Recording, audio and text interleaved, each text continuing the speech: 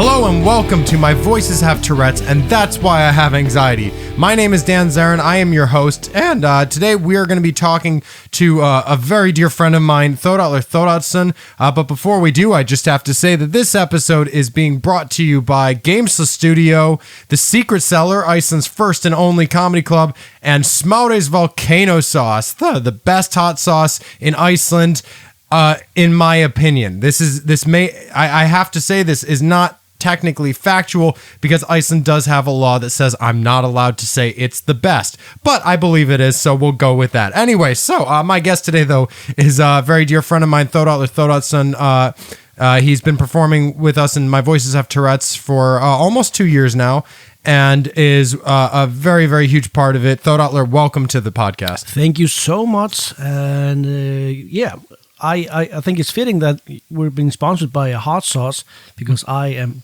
kind of hot. Sure. That's why I am in the show, right? Yes, of course. It's just because of my looks. Oh, it has nothing to do with the fact that this is a show raising awareness for disorders and syndromes, and you happen to fit into that category. No. No, it's just because you're hot. I'm an eye candy. You're eye candy. Yeah. Wait, you are an eye candy. Just a single eye candy. Yeah. So you're not like eye candy as a whole thing. No. Oh, okay. Yeah. Not a lot of people know that. Not a lot of people know that. I have to explain it to them. I am hot. You are hot. Yeah. All right. Well, you should cool down. But Þórhallur, it's great to have. I mean, not just to have you on this podcast. It's been great performing with you. You and I have performed in so many shows together. I mean, we met when comedy in Iceland was basically just at Geikerin, a local bar, and Monday night open mics, and then we've done other shows together. We did a show together called Thor vs. Jesus. Yeah. Then we did what was it? It was Super Anxiety Man versus Tourette Jesus. Yeah. We did that one together. Yeah. I did a show with Hugh Coverdale Jones, who's another comedian here. We did a show called Seat Filler. You were on Seat Filler. Yeah. So we pretty much performed in everything together. We've done a lot of things together and traveled together. We traveled together, and so yeah. I'm sick of you. Yeah, and you and I personally have performed in 3 countries together. That's true. We performed in Iceland, obviously. Yeah.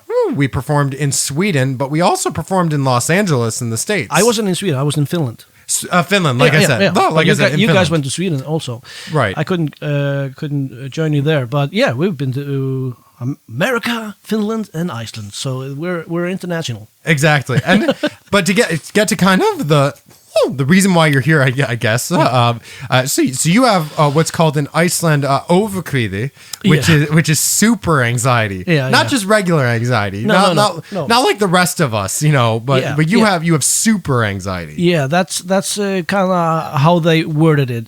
I maybe they didn't call it super anxiety, but it's funnier a little bit. But it is extreme anxiety, kind of like. So I do have that, and I've had that my whole life, basically. It kind of goes into that. Like I had a bit that I do this. I've been doing this again lately, but there's the bit I have about the Icelandic language and how it's very cavemanish still, because it's over 1,000 years old, has not changed much in those 1,000 years. Yeah. And so like when you break down Icelandic words, they do sound very cavemanish, and even overkvíði. Yeah. Like it's just like some caveman was standing there. He was just like, "What call we anxiety?" Super anxiety. Yeah, I mean, Icelandic is really, there's not a lot of misunderstanding what the word means. It's just, it actually describes the thing, the object or whatever. So it's pretty, we're not overcomplicating things. Well, but Icelandic does have, it does have different forms of anxiety, because like in English, I mean, we do have different words for types of anxiety, but they're not really spoken about a lot. But in Icelandic, you have overkvíði, you have verkvíði, which is the anxiety of starting a task. Yeah. And then there's other ones as well. Valkvíði, yeah. Yeah, that is if you can choose between a few items or something, you get what would you call it in English?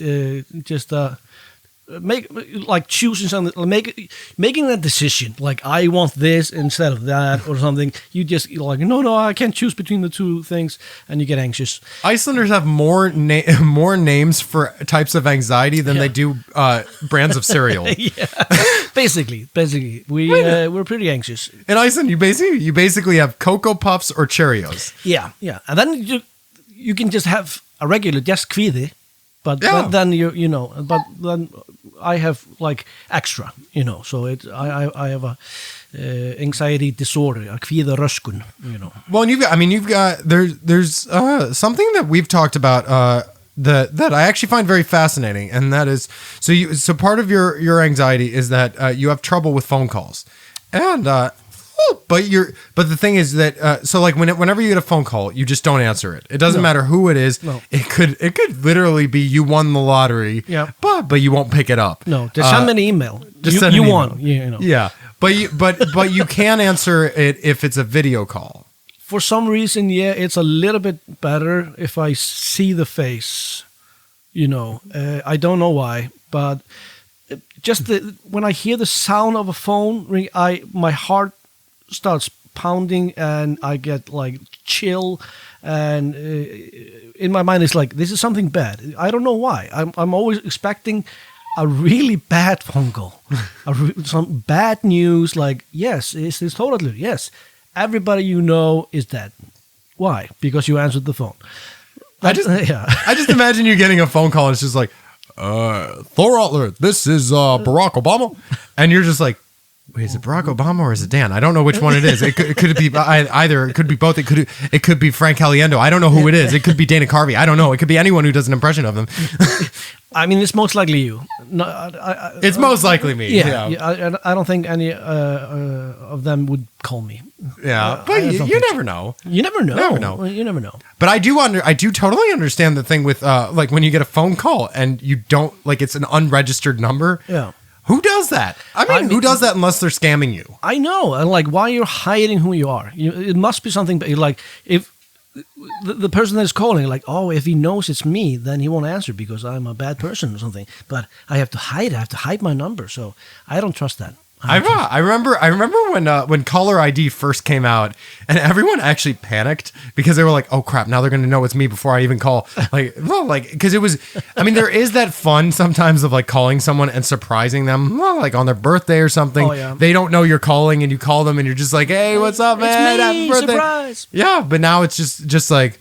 Oh, it's them. They're gonna wish me a happy birthday. God damn it! All right, hey, how's it? Yeah, it's my birthday. Thank you.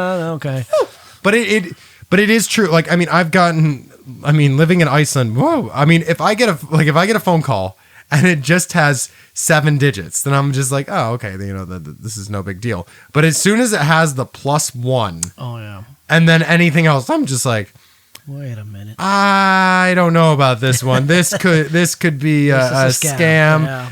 This could be they're calling me and they're just like, Dan, we hate to tell you this, but that cat you owned 10 years ago, it had an infectious disease and you are actually the cause of corona. Like, I mean, it's just I don't want to end up having to deal with that. I know that happened. I gave everyone no. Yeah. I mean, I would believe that actually no, but yeah, I don't know, and it's. Also, I don't know. It's easy for me if I have the speakerphone on, even though it's not like a video call. Well, that's a very Icelandic thing. Yeah, I just get really tired. I think it drains all energy out of me talking on the phone. I don't know why it is. It's just like I can't deal with it. I've been trying to figure out. Icelanders do this though. I mean, I've noticed though that Icelanders, they have this habit of, it doesn't matter who's calling them. I mean, it could be their doctor explaining that they're dying from an infection, from extra chlamydia. Extra chlamydia, and they still put it on speakerphone. Like they could be. I'm not like waiting in line at the bank, and they're talking on speakerphone. Oh yeah. And I've been wondering why. Is it that Viking mentality of they just want everyone to hear their voice all the time? I'm an important person.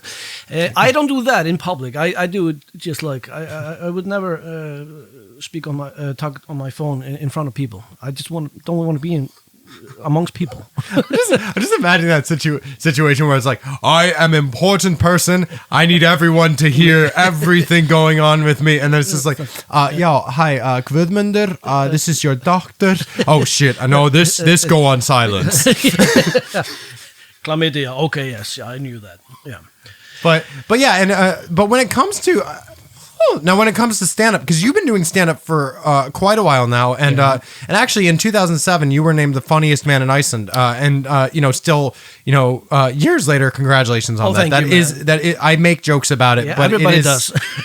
But it is. I mean, it is. A huge win for you, considering that there were only 2 of you competing. Yeah. There were 30 people competing. There were 30 that year. Yeah. All right, and you won. I won. You won. I wanted to take part of that. It's a competition here in Iceland. It's called the Funniest Men of Iceland. And it's not every year. It's now not been since 2012 or something. They had another competition this year called they called it something else, but it's basically the same. Though. But I wanted to do it earlier, and I actually signed up, but I didn't show up for the audition because I was like, no, I don't think I'm ready, because I didn't want to do it unless I was kind of like, I think I can take this now. I can actually win. So, I think I signed up in like 2005 or something, and I didn't go. But, I was too anxious. You were too anxious. Yeah. But then I was like, I think I've been doing this now a lot. I think I'm ready. Not that I thought I was like, oh, I know I'm the funniest. I was just like, I am prepared. I've done a lot. I am kind of like, I'm prepared. I'm like, I really have a tight, set and everything. Yeah. And so I think I was just the most prepared guy there. And I had a really good friend, my friend Eyvindur. He actually helped me, and I went to his place every day for about 2 weeks before the competition, and I practiced my lines over and over again every single day. Right. I was there like, I'm in it to win it, Yeah. And so I did win. Well, and imagine going back to in time and talking to yourself in 2005 and being like, okay, so you see this anxiety that you're having right now about this one competition. Yeah. You're going to be doing a whole show about this. This is going to be in 2018. It's going to be a big part of your life. People are gonna, and it's a strange title though. And afterwards, I won it when you were like people were introducing me on stage, or when I was performing somewhere. It's like, next on stage is the funniest man of Iceland. It's like I was like, no, I don't think of myself as the funniest man of Iceland. I won the competition, but it's a big title, and it's Well, and actually, I mean, a friend of mine was telling me recently, because she tends to get introduced a lot as one of the funniest comedians that people have seen, because she is absolutely one of the funniest people I've seen. Yeah. And I get it, but she hates it. Yeah. Because it puts so much pressure on her, because then she goes on stage, and if she doesn't have a good set, she literally got introduced as one of the funniest people. Yeah. Yeah, it is. It's maybe not the best way to introduce people on stage. It's like, That's why I like having fun. You can't say like, and next one says he's okay. That's why I like having fun with it. When I introduce you and I bring up that fact, and I'm like, so the next comedian was named the funniest man in Iceland in 2007, which is wild because comedy didn't start here until 2008. Yeah. I mean, then it just starts, and it like people don't really think into it. They just think it's a joke, Yeah. But actually, no. And now we've been doing this show though.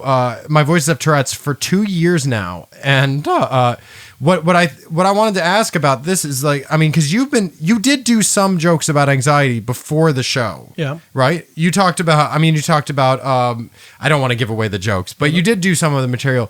But how did you? Now you have so much more material on this stuff, and for obvious reasons. But how do you go about writing material now as opposed to before the show? Do you tend to think more along these lines because of this show, or do you still just go, okay, this is a funny thought, I want to write it down? I mean, yes and no.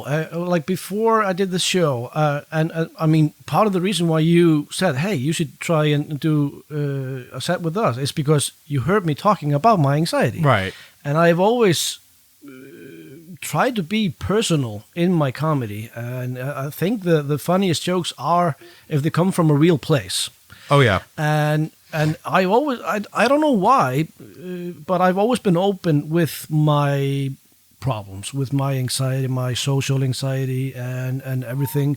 I've just been open with it, and some people are like, why? How can you do that if you have anxiety? I was like, I don't know. It just really helps me.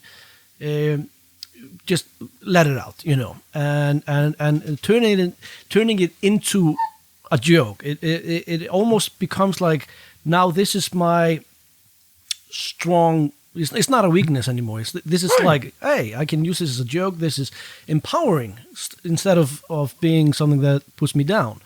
And I've just, like, after the show, I just think more about doing that. I was like, yes, this is like, how can I use this as a joke? How can I put this in? How can I, Yeah, so I think the show has just made me think more about and really kind of explore my inner demons and everything, and just like, okay, I really want to go deep and just let it all out, And I like that. I like that point you make about the personal aspect, because that is. Like, I was talking to Stepnir about the aspects of comedy that people don't think about, and I was talking about the fact that I was talking about things that people don't know, but this is another thing that people don't realize about performing is people really gravitate toward personal stories, and I've noticed, like, for example, with my jokes about Tourette syndrome, I have gotten away with things that no one else would get away with, but it's only because I have Tourette syndrome. I mean, I've told a couple jokes on stage before that and I had that conscious thought afterward. I was like, man, if I didn't have Tourette syndrome, that would have been completely inappropriate. Yeah. But because I have it, it's okay. And you can't go on stage and just start ripping off and making fun of people with Tourette's. No. You have to talk about that you have Tourette's and talk about your problems and everything. It's got to be personal experiences. Yeah. Like, so when you go on stage and make fun of yourself, it kind of, you get the permission from the audience. Okay, he has made fun of himself. Now he can make fun of us as well, or like in general.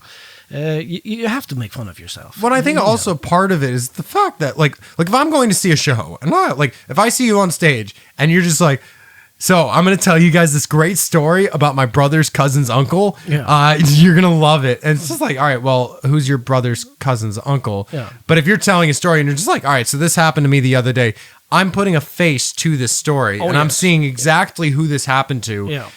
So and it's fun because I've noticed like I have a joke I do about my hand shaking in my pocket. Yeah. And as soon as I do talk about that, I mean, I know that people are looking at me. They see the long hair, they see the beard, and they're imagining me walking down the street with my hand in my pocket. Yeah. And they're going, that looks so funny. They're like, this is not a situation that he should be in, know? Yeah. And so I think that's why the personal aspect is so important. Yeah. And that's what it's one of the main, the big things I love about the show, and what I love about your comedy is when you talk about the anxiety, you're also talking about real life situations. Yeah. I talk about things that are kind of more specialized toward me. Yeah. But you're talking about things that, everyone goes through these situations. Yeah. Like, without giving away one of your jokes, but putting it in another context, going to the supermarket, looking at two different kinds of bread and being like, well, what's the difference? What happens if I get this one over this one? What if I like both of them? Yeah. I only have enough money for one right now. What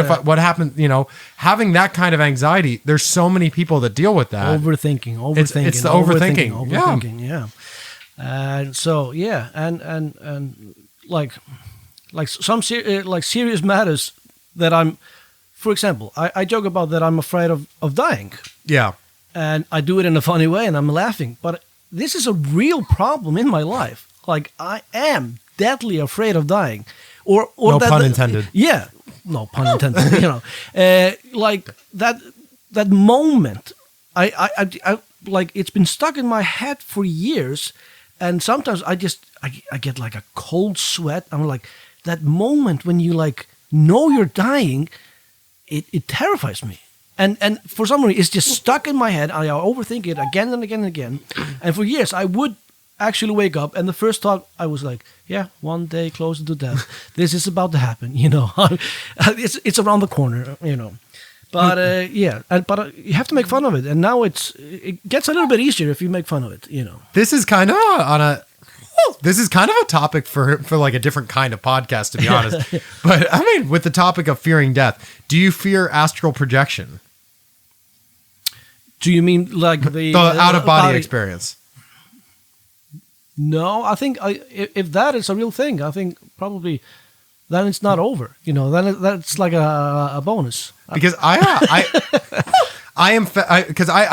anxiety as well. I have panic disorder. So like I mean, where you have like the anxiety about it, I have the panic about it, you know, and like I love the concept of astral projection, and like I've actually for years I've been years ago I used to do like some exercises that I saw online for people to learn astral projection, just because I liked the meditation aspect of it. Yeah. And I like throughout the past few years, I've been trying it every once in a while, and some of the things I just think are so cool, but I have so much panic about it because there was one day where I was watching the movie Insidious, because astral projection is a huge part of that movie, and I was just watching that, and I was just like, what if they can't get back in their body? Like what happens? What happens if they successfully do it? Yeah. They're standing there looking at their body, and then they're going, crap, how do I get back in? I forgot my keys. Yeah, I forgot my keys to unlock my body. And now I'm stuck in the spirit world, and I can't do anything about it. And maybe you just float away. Maybe you just go up and you float into space, and you will never die, and you're just alone in space forever. And I think that's going to happen to you. And they have like, there's one of the exercises is it's like starting with your toes. So it's like you close your eyes and you start with the feeling of your toes, like your basically your spirit leaving your feet. Yeah. And like I was thinking about it. It's just like, well, what if your foot just starts feeling like it's starting to slowly go out of your foot? Like it's starting. Yeah. And you're just like, wait, I'm not trying to do this. What's going on? I don't want this. I'm not ready for this. Get back in there. And it's still just going out of your foot and then out of your knee. And you're like, I'm not ready. And then before you know it, you're above your body and you're like, damn it. All right. Hey, George, good to see you. I didn't realize you had the same problem, you know? Oh, yeah. Now that's a new anxiety for me. Thank you for that. You're welcome. Yeah, I've never thought about that before. just laying in bed every night going, please don't be tonight. Please don't be tonight. Please don't be tonight. Please stay inside. Be in your body. Now I do want to move on here to a topic. Now that you're in a good mood, I want to talk about something that's not going to make you in a good mood. I want. There's a topic I want to discuss with you, and I want to do it in a made up section here. Yeah. We're gonna call it. Let's put this to rest. Let's put this to bed. And that is about your dad. Yeah. So for people listening in that don't know, Þórhallur's father is basically an Icelandic legend, Latti. Yeah. He's his dad's been basically not stand-up comedy, but he's been in comedy. He's been in voice acting. He's done stuff since TV started in Iceland, right? Basically, television started in 1966. Mm-hmm. He was working there, and so he's been. He started behind the scenes, behind the cameras, just as building sets and mopping the floor, and he was just being silly. And they were like, "This guy needs to be in front of the camera." Yeah, and so he's been like the Icelandic nation has, since television started, he's been there, right, making them laugh, and then he comedy songs, movies, all the characters, and yeah, so all the shows. So he's a really big part of the Icelandic comedy. Because it was new comedy when he started. Before that, there was a lot of people doing funny limericks, right? And then he brought this silliness that none like almost Monty Python-ish, and people were just like, "Who is this idiot?" And people were just angry. Younger people loved it, but some of the older people were just, "What idiot is this guy?" But so he's a really big part of the Icelandic culture. Yeah, and he's been. I mean, even though he's been very successful, I mean, it really is important to say that what you have done, I mean, separate from your father, is insanely impressive. I mean, you have made it a name for yourself here, but this is the reason I wanted to bring this up, because you and I have had talks about this a lot, and it really saddens me that people can't look past your father. I mean, no matter how far you get. I mean, you were just recently in a movie that was absolutely incredible called Mentor. You played yourself in it. Those of you who have seen the movie and cannot understand that joke, but no, you did an absolute phenomenal job in that. You won Funniest Man in 2007. You've done stand-up comedy. You've done sketches. You've done so much, and people still call you Latte's son. Yeah, I don't have a name here in Iceland. For Icelanders, I am just son of Latte. Yeah, that's what people shout at me. And I think still, I'm 37 years old. I've been doing this for 17 years, and people still hey, son of Latte. I'm like, my name is Þórhallur. Oh yeah.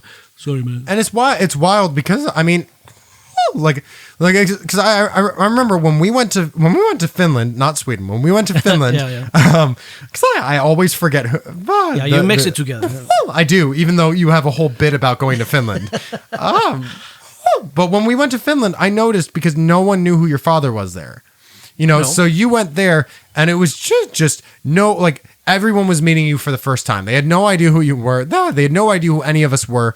And I mean, honestly, for all of us, it was very exciting, because we were just a group of comedians raising awareness for stuff that is important, and we believe this needs to be heard, and that's all it was. But then we went to Akureyri in the north of Iceland, and instantly I got a taste of what you've always been talking about, because I was talking to someone, and then someone comes over and they goes, "Wait, are you Latte's son?" And I'm just like, holy crap, it actually happens.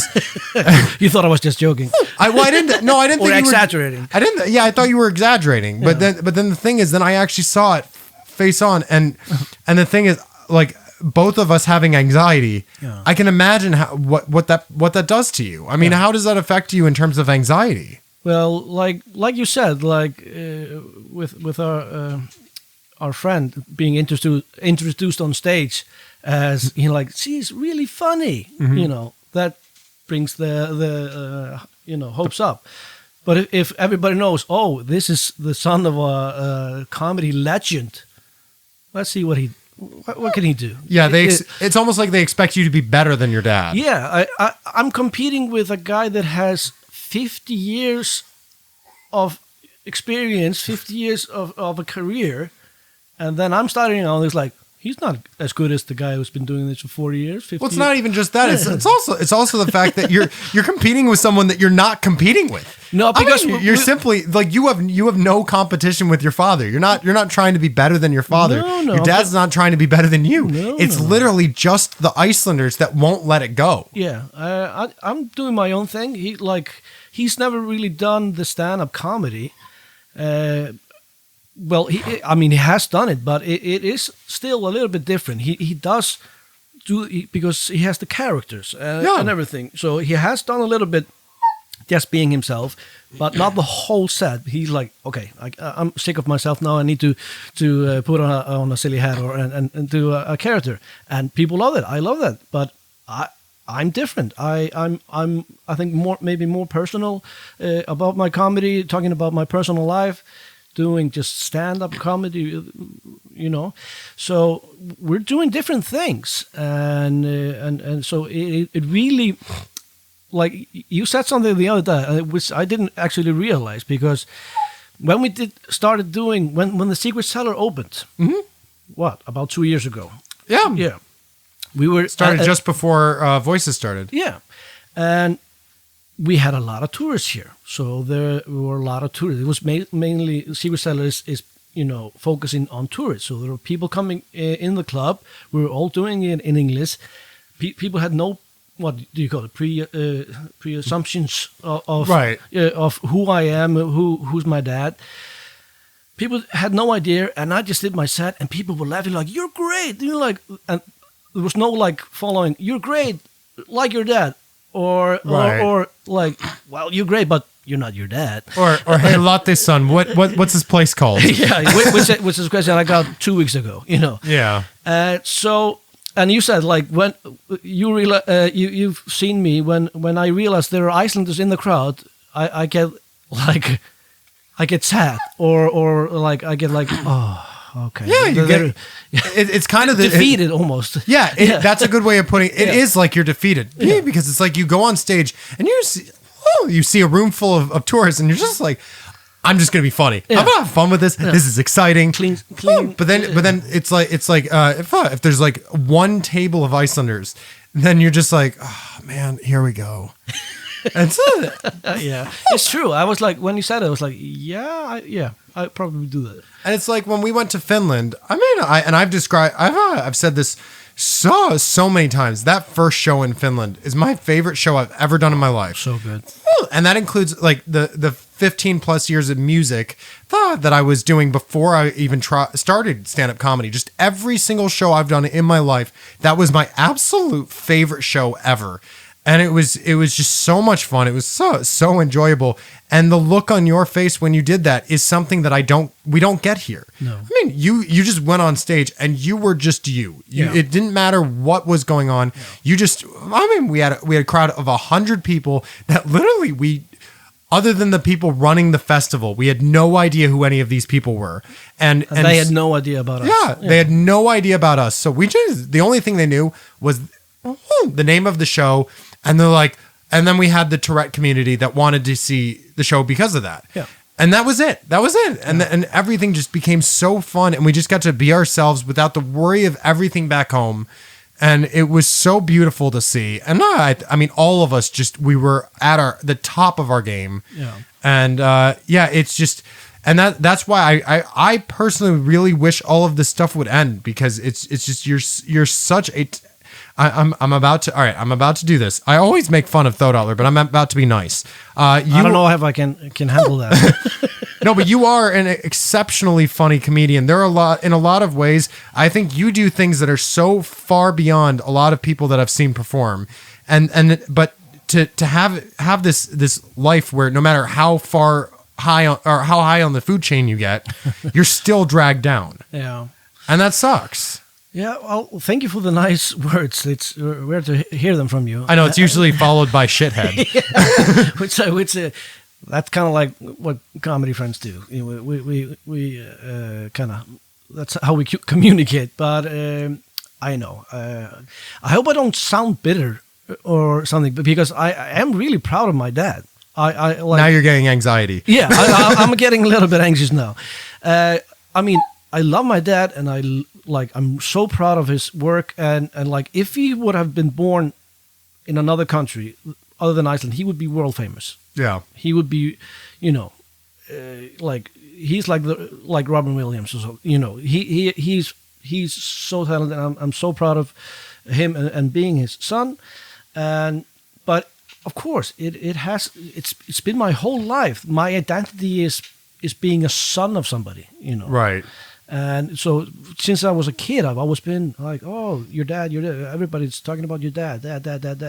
And even my friends, I don't think all my friends realize they still all make the jokes that and you do as well. And and like everybody does it. Every single person, and then I don't laugh, or they're like, hey, latte son, or like, yeah, like this is the 5th time I hear it today. Yeah. Well, don't be so full of yourself. It's like, this is old material. I've been hearing this for 37 years. Well, you know what's funny about this is because I didn't grow up with Latte. I didn't grow up with knowing who he was. No. So when I got to Iceland, like I did hear his name before I met you, but I didn't make the connection right away. And then I remember when I found out it was that he was your dad. Yeah. I was just like, cool. Yeah. Like because you don't have the. Well, I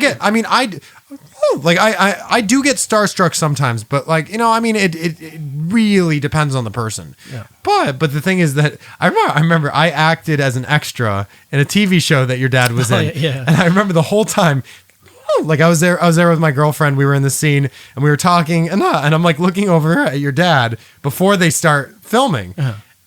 And like I remember thinking, I'm looking at him like I'm starstruck, but all I'm thinking is, I mean, that's my friend's dad. Should I say hi? Or will he just think I'm a fanboy? Yeah, like I just feel like it's my friend's dad. I should say hi. Yeah. I should get up. Hey, how you doing? I'm your son's friend. Oh, good. I'm getting in the scene. Can you calm down? Can we get this guy out of here? Bodyguards, But this is probably like you if you would meet Robin Williams' son. If I met Robin Williams' son, you would probably mention that. Well, him. yeah. Hey, Robin Williams' son. Hey, Robin Williams' Well, son. no, I wouldn't do that because actually, what's interesting about this is I actually, before I did this podcast years ago, I did another podcast called Entertainment Drive-Thru, and I actually interviewed Wes Cage, who's Nicolas Cage's son. Oh yeah. And the thing is, the only reason I joke with you is because we're friends. Yeah, of course. Like when I interviewed Wes Cage, there was not a single talk of Nicolas Cage because it doesn't matter. That's not who I'm talking to. You know what I mean? And that's kind of why I wanted to put this to rest, because like this interview is about you. It's not about your dad. None of this is about your dad. Yeah. And your dad is doing great. And I agree. Like it's so amazing what he's done, but it's also so amazing what you've done. And that's thank you, man. That's the I thing. really appreciate that. Yeah, and I mean, Wes Cage, he has his own band. He's not even like his dad isn't even doing music. No. He's not doing acting. He's not doing any of that stuff. He's doing music, and still and I noticed I didn't say anything about Nicolas Cage because it wasn't important. But I looked at other interviews and they were just like Nicolas Cage's son. Yeah. Check out Nick Cage's son. Hey, did you see that guy Wes Cage? Do you know who his dad is? And I'm just like, dude, why are you doing this to him? Did he thank you afterwards? He's like, thanks for not talking about my dad. I don't remember. It was. He was like, this was the years first ago. interview in my life that I don't talk about my dad. But when I interviewed I interviewed Jim Hanks, Tom Hanks' brother, because he's a voice actor, and I specifically got a message, not one question about his brother. It's in the contract. And I did actually end up asking one question, but that was just because he did the voice of Woody from Toy Story in the games. Yeah. Because his brother wasn't available. Yeah. So for all the toys and game the video games. It was it was the video games. It was his brother. Yeah. So that's why that was the only question. And I remember in my head I was so embarrassed because I was like, I made a promise. I'm not going to talk about his brother. But here I am asking about his brother. Yeah. But yeah, I want to move on, but I'm glad we got this out of the way, because it is a part of your life, and it is something that has affected your comedy. It really it really is a part of my life, and like I just want to emphasize, I'm not ashamed, I'm not bitter. I love my dad and I'm proud of him, and I get the interest. I get why people are like excited and they want to ask about him and everything. I get it. Right. But it's hard, man.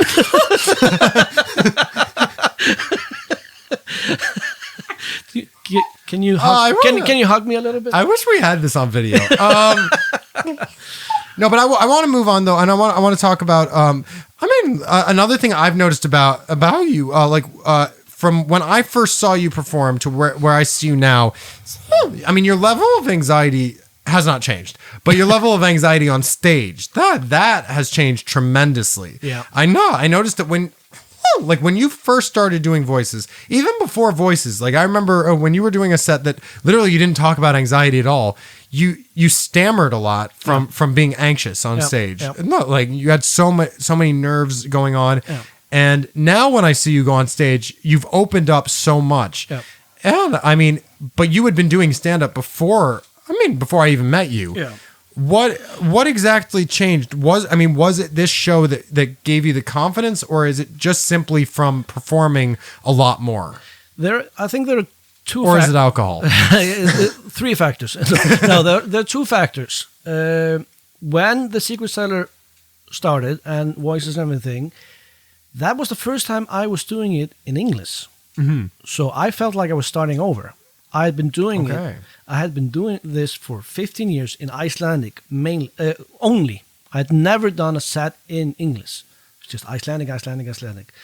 Then, do you want to try it in English?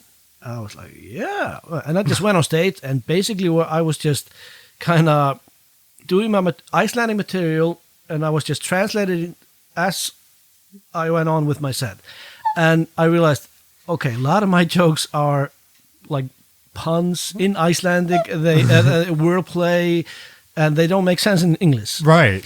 And so I think I felt like I was just new to comedy.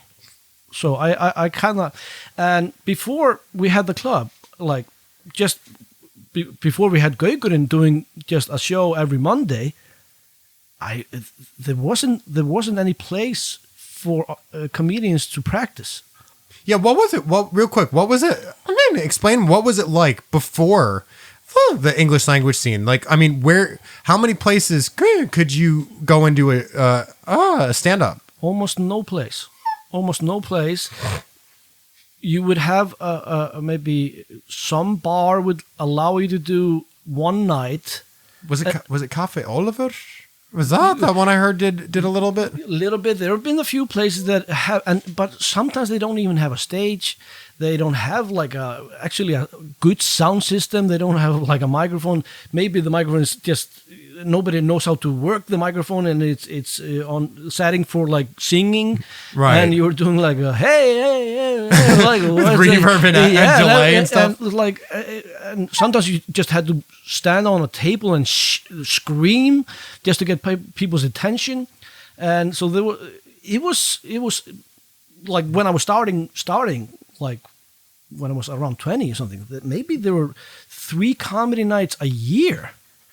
That's whole crazy. Year. I mean, I would get some gigs like corporate and something, but you can't practice. And basically, if you did a set and like, especially if you like were like, hey, we have a TV show, you want to do your set? Then the set was over. You did it once, and your material was like, now I have to write my whole new material. Right. You just did it once. You haven't even developed the material. You couldn't like work on it. So there was no development process at all. No. It was just basically you had a shot and you had to be good. Yeah. That was it. And if it was bad, you were like, okay, then I fucked it up, you know. Well, it's interesting because Nick Jameson, another one of the comedians here, another one of the comedians here. Anyone listening, just look him up on IMDb. A legend. He's a legend. Yeah. But he is a comedian here, and he when we were starting the Secret Cellar, I remember he used to describe it as like Deadwood or the Wild West of comedy, because I mean, like, you never knew what was going to happen there, you know. But then the way that you're describing the scene beforehand, I'm like, that's literally the Wild West of the comedy scene. Like, you literally didn't know what was going to happen because there may not have even been a night. No, I'm like, this is for the Icelanders. This is before like Mid-Eastland. This is before we had like Ari Eldjárn and everything. Then, you know, when they there's a comedy group here in Iceland called Mid-Eastland with Ari Eldjárn, which is one of our most famous comedians outside of Iceland. He's been doing awesome. And when they started, you know, they were a group and they had actually a place like Þjóðleikhúskjallarin. Right, yeah. And they were doing... it's the basement at the National Theater. Yeah. For those of you who don't speak Icelandic. And that actually looked like a little bit like a comedy club. And they would have regular shows. It's a gorgeous space. Yeah. That was kind of like the first time there was something regular going on. And they were like a group. And they like... So like we had a comedy scene, but there was just like maybe show here, 3 shows a year, and or anything. But it kind of started to become like a regular thing when they started. They really then the media had all of a sudden they had interest. You know, before them, you know, you would have like, hey, you would send out like to the press like, hey, we have a comedy show there, and they were like, we don't care. We're not even a mention of in the papers like, hey, there's a show, please come. So it was pretty hard, and so now after the Secret Cellar, we were having shows every night. You could practice, and you could like, oh, I have an idea, and you could expand on it. And there was like all the comedians were hanging out together, and they were like, hey, have you thought about this, changing this or expanding like that? And you were giving also just feedbacks. And so that changed everything. Well, that was actually, I'm glad you brought that up, because like I mean, I often even though I'm one of the co-owners of the Secret Cellar, like I've always been like described it. It's kind of like school in a sense. Oh yeah, because like, and I've worked hard to do this. York has worked hard to do this. Several of the comedians there, we've been really working hard to do this. Is that mentality of what are we not getting practice on? Like what are we getting? What aren't we getting? We've got the open mic, so it's like, all right. So the open mic, we try out new material. Then we've got the showcases. We work on perfecting that material that's working, and then it's like, all right, well, we don't really want hecklers. So but we do have to get practice with hecklers. All right. So how do we get practice with hecklers without having to get hecklers? It's like, all right, crowd work. Yeah. But how do we get good at crowd work? B, because we don't want to do that on the open mics. B, because we have material we want to work on. So then I brought in the show Where Are You From, which is all crowd work. Yeah. And like it's a chance for 3 comedians to try crowd work. And then then Hugh Coverdale Jones and I were just like, well, let's do seat filler, bring in a show that gets people, more of a game show so people can get a chance to try out a panel show type deal. Little improv, just being in that situation. And that's the aspect that I'm having so much fun with right now. Because I mean, what I love about performing in Iceland, people ask me, they're like, why do you, like, if you had a chance to do this show in the States versus Iceland, would you have taken the States? And I'm like, no, I love it here because I literally get to reinvent everything. Yeah. I mean, I get to do whatever I want, and I can be in the paper, countless numbers of times just by sending them in an article, and it's amazing. Like you have to write our article, by the way. Yeah. And like the thing here's an article about me. It's ready. I wrote it myself. Yes, we'll publish it. Yeah. But the thing is though, like, I mean, in the stuff that I'm doing now with that you and I are doing really with games live at Gamesville Studio. Yeah. That's the thing. It's just literally, we just wanted to work on our improv skills. Yeah. So we're like, all right, let's just do a mini, like bullshit, podcast, 10-minute maximum episodes. Yeah. Just see what happens. If it works, it works. If it doesn't, we just don't post it. We just redo it or scrap it. And it's just for fun. And that's what I love about the mentality of the comedy scene here is we just want to learn and we just want to get good at what we do. And we want to try new stuff. And I mean, that's like with this show, My Voices Have Tourettes, which this was supposed to be about. But no, like with My Voices Have Tourettes, like it's about, like God giving us that voice that we don't normally get and rolling with it, just seeing what we like. How does it make us feel? It makes us feel amazing. We just want to talk about it all the time. But now we get a chance to try to think of this stuff in a clever way instead of just focusing on the negatives from it and being miserable. I mean, I could go on for hours about this topic, but this is an interview about you. Yeah, but like when we have this venue and we have this opportunity doing show every night or a few times a week, like when we had 3 comedy shows a year, there was no space for experiment. There was no, like, you're not going to waste that one night of 3 nights a year. Like, I'm going to try this out. Maybe and it fails. Like, I wasted one. Like, I feel like we're slowly getting so passionate about this. Like our intensity levels are rising, and it's just gonna get to the point where it's just like, look, everyone listening in, if you don't like the Secret Cellar, you're just wrong. You're just wrong. I'm telling you, I've worked so hard on this play. But it's becoming a religion. It is becoming a religion. Well, we're actually getting down to the end of this. But before we go, Þórhallur, first of all, thank you for doing this, and thanks for being a part of the show. It's just been an absolute blast. My pleasure, man. My pleasure. And honestly, we're gonna have to do this again soon because this has been a great conversation. There's so much more I wish I could discuss. And to anyone listening into this, if any of you have any questions about anxiety or about Þórhallur's career or just about mental health, my dad, about your dad. You said it, not me. Just about, mental health and neurological disorders in general, just anything you want to ask us, send us an email to info@mvhtshow.com. That's info@mvhtshow.com. You can find out all the information, or you can send in all your questions. You can also find out information about us. We have our podcast on iTunes, Spotify, all sorts of other places. We have Facebook and Instagram at My Voices Have Tourettes. We also have a website, mvhtshow.com. And if you want to find out about our sponsors, Gamesless Studio, we are in the beautiful Gamesless Studio right now. You can find their page on Facebook at Gamesless Studio. Smaure's Volcano Sauce is on Facebook and has a website as well. And then there's also The Secret Cellar, of course, on Facebook, Instagram. It has its website, thesecretcellar.is. Look up everything you can. Find out more about us, and if you're ever in Iceland, come see our show, My Voices Have Tourettes.